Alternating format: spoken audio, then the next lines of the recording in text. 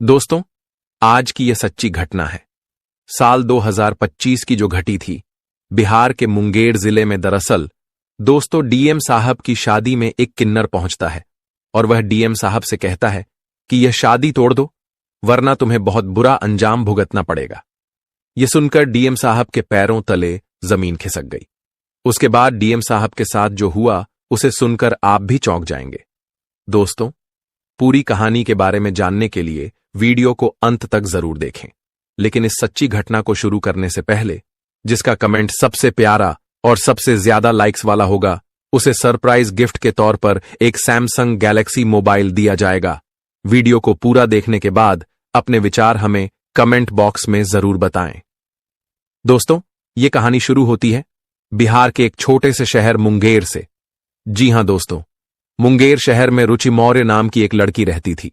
रुचि के पिताजी कोमल मौर्य बहुत बड़े जमींदार थे। पूरे शहर में उनका नाम था, लोग उन्हें नाम से ही पहचान लेते थे। दरअसल हुआ यह था कि एक दिन रुचि की माता ममता मौर्य और पिता कोमल मौर्य दोनों बात कर रहे थे कि क्यों ना रुचि मौर्य की शादी करवा दी जाए। रुचि अब विवाह योग्य हो गई है और उसकी पढ़ाई भी पूरी हो गई है, तो अब रुचि के लिए अच्छा रिश्ता देखना हमें शुरू करना चाहिए। इस पर रुचि की माता ममता भी पिताजी कोमल की बातों में हां विभरती है। फिर रुचि के पिताजी रुचि को बताते हैं कि बेटी, अब तुम्हारी पढ़ाई हो चुकी है, तुम विवाह के योग्य हो गई हो, तो अब हमें तुम्हारा विवाह करवा देना चाहिए। तो रुचि बोलती है कि नहीं पिताजी, मुझे अभी इतनी जल्दी विवाह नहीं करना है, मुझे 2 से 3 साल और आपके साथ इसी घर में रहना है। तब पिताजी कोमल बोलते हैं कि बेटी, 2 और 3 साल बहुत ज्यादा हो जाते हैं। अगर एक बार तुम्हारी उम्र निकल गई तो फिर हमें बहुत मेहनत करना पड़ेगी तुम्हारे लिए अच्छा रिश्ता देखने के लिए। तब रुचि कहती है कि कृपया पिताजी, आप मुझे थोड़ा सा अपने पास रहने दीजिए, मैं 2 या 3 साल के बाद आप जहां कहेंगे वहां शादी कर लूंगी। तो रुचि के पिताजी बोलते हैं कि ठीक है, अच्छा रिश्ता ढूंढने में मुझे कम से कम 1 साल तो लगेगा ही। ठीक है बेटी, जैसा तुम चाहो वैसा होगा। यह कहकर पिताजी कोमल अपने काम की ओर निकल जाते हैं। दोस्तों, आप वीडियो को लाइक कर दें क्योंकि आगे की यह घटना अलग रूप लेने वाली है। दोस्तों, रुचि जो थी वह कॉलेज लाइफ में अपने एक मित्र जिसका नाम अमन था, उसके साथ प्रेम संबंध में थी, यानी कि रुचि का एक प्रेम जीवन चल रहा था। लेकिन रुचि अपने माता पिता को नहीं बता पा रही थी। ऐसा इसलिए क्योंकि रुचि को पता था कि पिताजी इस बात के लिए नहीं मानेंगे, क्योंकि रुचि के पिताजी ठहरे बहुत बड़े जमींदार और रुचि के पिताजी कोमल शुरू से यही चाहते थे कि मेरी बेटी की शादी किसी बड़े और अच्छे घर में होगी। इसलिए रुचि अपने पिताजी कोमल से यह बात कहने से घबराती थी और डरती थी। दोस्तों, जब रुचि का कॉलेज खत्म हुआ तो उसके बाद रुचि ने अपने प्रेमी अमन से मिलना जुलना बिल्कुल बंद हो गया था, क्योंकि फिर रुचि घर में ही रहती थी और रुचि को घर से बाहर जाने की ज्यादा इजाजत नहीं थी। अब दोस्तों, थोड़ा समय बीतता है और रुचि के लिए डीएम साहब दीपक मौर्य का रिश्ता आता है। डीएम साहब दीपक मौर्य अरवल जिले में डीएम पद पर नियुक्त थे। डीएम साहब दीपक अपने माता अंजना मौर्य पिता महेश मौर्य के इकलौते बेटे थे और वह बड़े ही ईमानदार एवं कर्तव्यनिष्ठ व्यक्ति थे। डीएम साहब दीपक का अरवल जिले में बहुत नाम था। दोस्तों, जब रुचि के लिए डीएम साहब दीपक का रिश्ता आता है तो रुचि के पिताजी कोमल डीएम साहब दीपक से बातचीत करते हैं। डीएम साहब दीपक के माता अंजना मौर्य पिता महेश मौर्य से बातचीत करते हैं और उन्हें घर पर आमंत्रण देते हैं। जब डीएम साहब दीपक अपने परिवार के साथ रुचि को देखने जाते हैं तो डीएम साहब दीपक को रुचि पसंद आ जाती है और रुचि भी डीएम साहब दीपक को पसंद कर लेती है। दोस्तों, अब हुआ यह था कि रुचि के पिताजी बोले कि अगर तुम्हें रुचि के साथ बात करनी है तो तुम लोग अकेले में जाकर बात कर सकते हो। तब डीएम साहब दीपक बोलते हैं कि ठीक है, मैं रुचि जी से थोड़ा सा मिल लेता हूं और जान लेता हूं कि वह मुझसे क्या उम्मीद रखती है। फिर डीएम साहब दीपक और रुचि घर की छत पर जाते हैं और दोनों बात करते हैं। तब रुचि डीएम साहब दीपक से यह नहीं कहती है कि मेरा पुराना प्रेमी था और मैं एक प्रेम जीवन से निकली हूं। रुचि यह बात छुपाती है। दीपक और रुचि दोनों काफी देर बात करने के बाद नीचे आते हैं और दीपक के पिता महेश जी बोलते हैं कि ठीक है जमींदार कोमल साहब, हमारे बेटे को आपकी बेटी पसंद है और आपकी बेटी को हमारा बेटा दीपक पसंद आया, तो क्यों ना अब हम इस रिश्ते को आगे लेकर चले। दोस्तों, यह कहकर डीएम साहब दीपक और उनका परिवार जमींदार कोमल के घर से निकलता है। फिर थोड़े दिन होते हैं और डीएम साहब दीपक और रुचि की सगाई कर दी जाती है। दोस्तों, सगाई और विवाह दोनों के बीच के समय में रुचि और दीपक बहुत घुल मिल गए, एक दूसरे से मिलने लगे, बातें करने लगे और उनका जीवन बहुत व्यवस्थित हो गया। फिर एक दिन रुचि के पिता कोमल जी पंडित जी को बुलवाएं और विवाह का मुहूर्त निकलवा है। अब विवाह के मुहूर्त निकलवाने के बाद जब रुचि के पिता कोमल जी डीएम साहब दीपक के पिता महेश जी को तारीख बताते हैं, तो दीपक के पिता महेश जी भी उस तारीख को विवाह करने के लिए हावी भर देते हैं। इस तरह डीएम साहब दीपक और रुचि की शादी के दिन नजदीक आने वाले थे। दोस्तों, अब होता यह है कि डीएम साहब दीपक अपनी बारात लेकर आते हैं। विवाह बहुत जोर शोर से हो रहा था और जमींदार था, इसलिए शहर की सबसे बड़ी शादी थी। दूर दूर से रिश्तेदार आए थे, बड़े बड़े मेहमान आए थे, बड़े बड़े मंत्री आए थे और चारों तरफ शादी के चर्चे हो रहे थे। जब डीएम साहब दीपक बारात लेकर आते हैं तब बारात में किन्नर आते हैं। अब दोस्तों, आपको तो पता ही होगा कि जब शादी कहीं पर होती है तो किन्नर अवश्य आते हैं। चाहे कोई भी शुभ काम हो, चाहे विवाह हो गया, चाहे बच्चे का जन्म हो गया, चाहे कोई त्योहार हो गया, हमारे यहां शुभ कार्यों में किन्नर अवश्य दस्तक देते हैं। ठीक उसी तरह जब डीएम साहब दीपक घोड़े पर बैठकर जहां पर शादी थी उस स्थान पर जाते हैं, तभी उनके सामने कुछ किन्नर आते हैं और वह डीएम साहब दीपक से पैसों की मांग करते हैं और डीएम साहब दीपक को आशीर्वाद देते हैं कि तुम्हारा शादीशुदा जीवन बहुत अच्छा हो, तुम्हें बहुत जल्दी एक पुत्र और एक पुत्री की प्राप्ति हो। यह सुनकर डीएम साहब दीपक बहुत खुश हो जाते हैं और खुश होकर दीपक जी उन किन्नरों को 10,000 का शगुन दे देते हैं। 10,000 का शगुन लेकर किन्नर बाहर की ओर जाने लगते हैं। तभी वहां पर कहीं से एक और किन्नर आता है और वह दीपक जी से आकर बोलता है कि तुम यह शादी तोड़ दो, वरना तुम्हें बहुत भारी नुकसान भुगतना पड़ेगा। यह सुनकर दीपक जी घोड़ी पर बैठे हुए अचानक आश्चर्यचकित हो जाते हैं कि यह किन्नर क्या बोल रहा है। अब दीपक की शादी थी और बड़े जमींदार की बेटी की शादी थी, तो वहां पर बहुत सारे पुलिस वाले भी आए हुए थे जो वहां की देखरेख कर रहे थे। शादी का पूरा जिम्मा कुछ पुलिस वालों ने भी उठा रखा था। तो जब वह किन्नर दीपक जी को यह बोलता है तो तुरंत पुलिस वाले उसे पकड़ लेते हैं कि तुम यह क्या बोल रहे हो, तुम जानते हो जिसके सामने यह शब्द बोल रहे हो वह कौन है?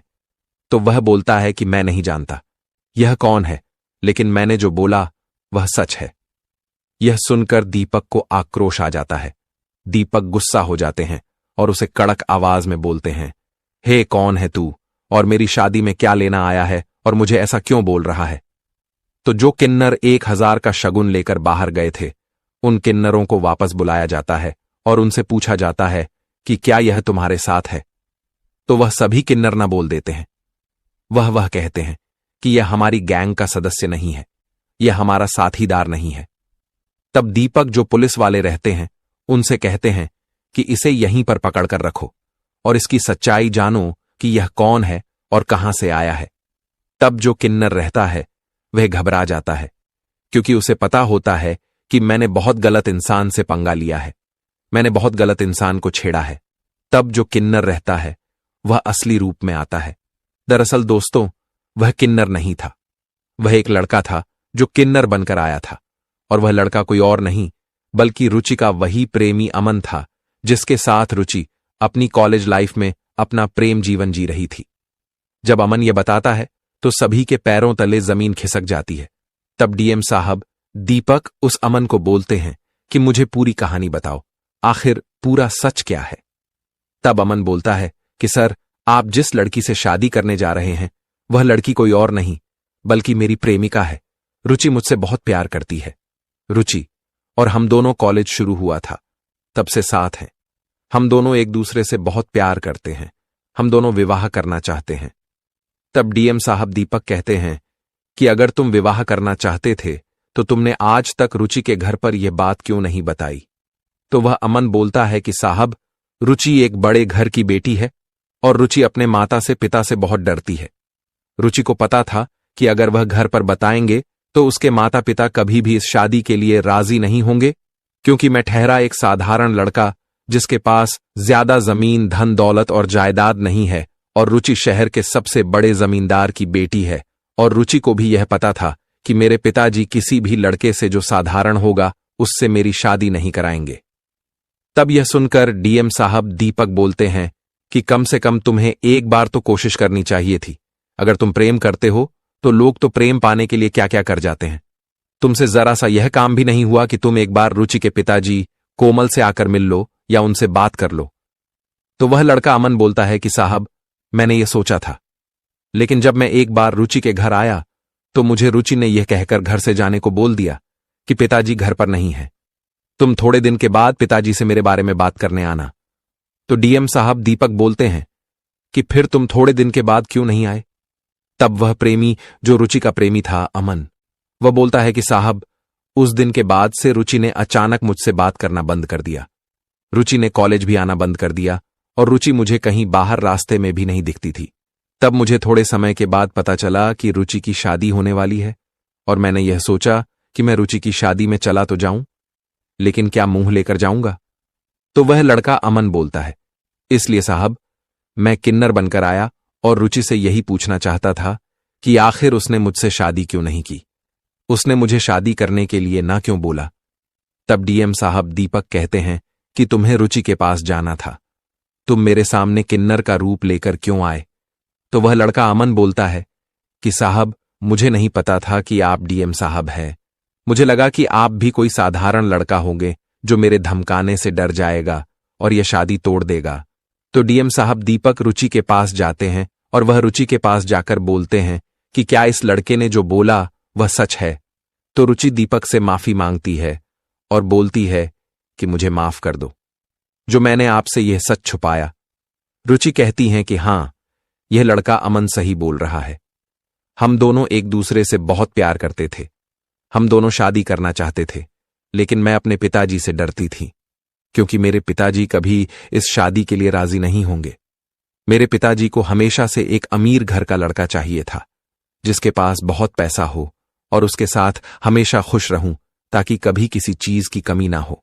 अब दोस्तों देखिए, स्वाभाविक सी बात है कि आज के समय में कोई भी बेटी के पिता यही सोचेंगे कि मेरी बेटी हमेशा खुश रहे, मेरी बेटी को कभी किसी चीज की कमी ना हो और मेरी बेटी कभी किसी चीज के लिए ना तरसे। तो दोस्तों, जब रुचि यह सब कहानी दीपक को बताती है तो दीपक रुचि के पिताजी से कहते हैं कि क्या तुमने आज तक अपनी बेटी को इतना महत्व नहीं दिया कि तुम्हारी बेटी तुमसे खुलकर बात कर सके। तब रुचि के पिताजी कहते हैं कि मुझे नहीं पता था कि मेरी बेटी किसी से प्यार करती है, मेरी बेटी किसी से शादी करना चाहती है। अगर वह मुझे एक बार भी यह बात बताती तो मैं इस बात पर विचार जरूर करता। तब रुचि बोलती है कि पिताजी, मैंने आपको कई बार यह बात बताने की कोशिश की, लेकिन आप हर बार मुझे यही कहते थे कि तेरी शादी तो मैं किसी बड़े घर में ही कराऊंगा, जहां बहुत पैसा हो, जहां राजा महाराजा जैसा रहन सहन हो, जहां किसी चीज के कमी ना हो। यह सुनकर मैं हर बार चुप हो जाती थी। अब क्योंकि जब यह बात सभी के सामने चल रही होती है, तभी जो अमन था वहां पर खड़ा रहता है। वह समझ जाता है कि आखिर रुचि ने मुझसे मिलना क्यों बंद कर दिया था और मुझसे शादी क्यों नहीं करना चाहती थी। तब दीपक कहते हैं कि रुचि, आज तुम सबके सामने यह बताओ कि क्या तुम उस अमन से प्यार करती हो। तो रुचि कहती हैं कि हां, मैं अमन से बहुत प्यार करती हूं, मैं इसके साथ अपना जीवन बिताना चाहती हूं, मैं इसके साथ बहुत सारे सपने देख चुकी थी। तो दीपक कहते हैं, तो फिर तुम इससे विवाह क्यों नहीं कर रही हो। तो रुचि बोलती है कि मैं यह विवाह अपने पिताजी के कारण अमन के साथ नहीं कर पाई। तब दीपक रुचि के पिताजी को समझाते हैं और बोलते हैं कि अगर लड़का और लड़की दोनों एक दूसरे से प्यार करते हैं और विवाह करना चाहते हैं तो तुम खुशी खुशी इनका विवाह करा देना चाहिए। दीपक जमींदार को समझाते हैं कि देखिए, बेटी की खुशी से बढ़कर कुछ नहीं है धन दौलत पैसा, यह सब चीज अगर बेटी की खुशी से बढ़कर है तो इसकी शादी मुझसे करा दीजिए, क्योंकि मैं आपको यह सच ही कहूंगा कि मुझसे शादी करने के बाद कभी रुचि खुश नहीं रहेंगी, क्योंकि रुचि मुझसे प्यार ही नहीं करती है, तो रुचि मेरे साथ खुश कैसे रहेंगी। तो यह सुनकर जो रुचि के पिता कोमल जी होते हैं, जमींदार, वह बोलते हैं कि दीपक साहब, मेरी बेटी का हाथ मैं किसी भी अनजान लड़के के हाथ में कैसे दे दूं जिसे मैं जानता तक नहीं हूं, और जो बहुत छोटे घर का लड़का है। तब दीपक कहते हैं कि कोई बात नहीं, तुम थोड़ा सा समय लो और अमन के घर परिवार के बारे में जानो, और अमन के बारे में भी जानो और अपनी बेटी की खुशी को देखते हुए इन दोनों का भविष्य बना दो, यानी कि विवाह करा दो। दीपक एक बात यह भी बोलते हैं कि राम जी की शादी भी सीता माता के साथ होती है। सीता माता भी महलों की रानी बनी थी, लेकिन क्या सीता माता को यह पता था कि जिस रात राम जी को राम राज्य मिलने वाला था, उसके अगली सुबह राम जी को वनवास जाना पड़ा, वह भी माता के साथ। तब यह बात जमींदार कोमल को अच्छे से समझ आ जाता है। दीपक कहते हैं कि देखिए, जो नसीब में होगा वह मिलकर ही रहेगा और वह होकर ही रहेगा। होने को कोई नहीं टाल सकता है, इसलिए आप मेरी राय मानिए और अपनी बेटी की शादी उसके प्रेमी अमन के साथ करवा दीजिए। और यह कहकर दीपक अपनी बारात वापस अपने शहर मुंगेर ले जाते हैं और रुचि की शादी अमन के साथ हो जाती है। दोस्तों, यह कहानी कोई साधारण कहानी नहीं थी। यह कहानी एक सत्य घटना पर आधारित थी। तो आपको यह घटना कैसी लगी? अगर आपको यह वीडियो पसंद आया हो तो कृपया इसे लाइक करें और कमेंट बॉक्स में जय श्री राम लिखें। साथ ही हमारे YouTube channel fire crime story hub को सब्सक्राइब करना न भूलें, ताकि आप ऐसी और प्रेरणादायक कहानियों से जुड़ी रहें। धन्यवाद। जहां भी रहें, सुरक्षित रहें और सचेत रहें। दोस्तों, अपना कीमती समय देने के लिए बहुत बहुत धन्यवाद। फिर मिलते हैं एक नई कहानी वीडियो में। तब तक के लिए आप सभी का बहुत बहुत धन्यवाद। फिर मिलते हैं एक नई कहानी वीडियो में। तब तक के लिए आप सभी का बहुत बहुत धन्यवाद। तब तक के लिए जय हिंद, जय भारत।